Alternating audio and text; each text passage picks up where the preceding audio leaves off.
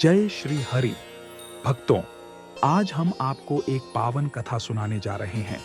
अमल की एकादशी व्रत कथा, जिसे सुनने मात्र से ही जीवन में सुख समृद्धि आती है और भगवान विष्णु की असीम कृपा प्राप्त होती है।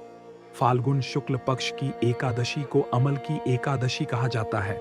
इस दिन भगवान श्री हरि विष्णु और आंवले के वृक्ष की पूजा का विशेष महत्व होता है। अब आइए इस व्रत की कथा सुनते हैं, जो स्वयं भगवान श्री कृष्ण ने धर्मराज युधिष्ठिर को सुनाई थी।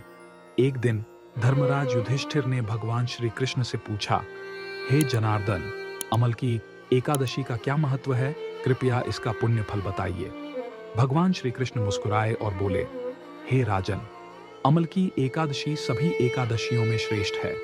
जो भी भक्त इस व्रत को करता है, उसे अश्वमेध यज्ञ के समान पुण्य प्राप्त होता है। यह व्रत समस्त पापों का नाश करता है और मोक्ष प्रदान करता है। प्राचीन समय की बात है।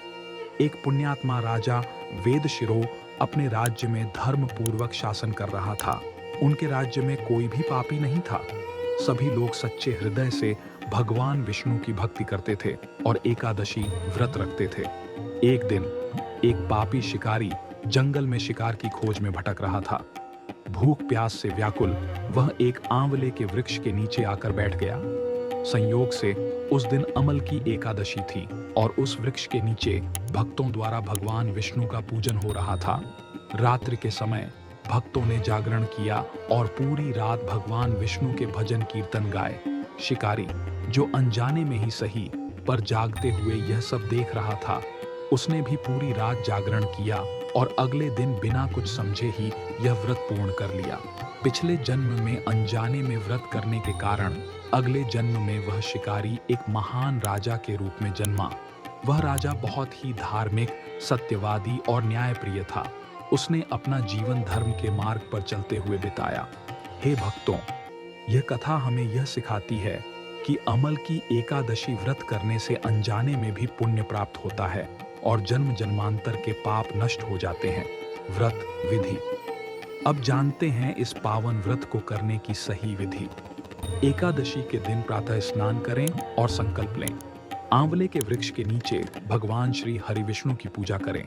धूप, दीप, नैवेद्य, पुष्प और जल अर्पित करें। ओम नमो भगवते वासुदेवाय मंत्र का जाप करें। रात्रि जागरण करें और भगवान विष्णु की कथा सुनें। द्वादशी के दिन ब्राह्मणों को भोजन कराकर व्रत का पारण करें। व्रत का फल। भगवान श्री कृष्ण कहते हैं, जो भक्त इस व्रत को विधि पूर्वक करता है, उसे 100 अश्वमेध यज्ञों के समान पुण्य प्राप्त होता है।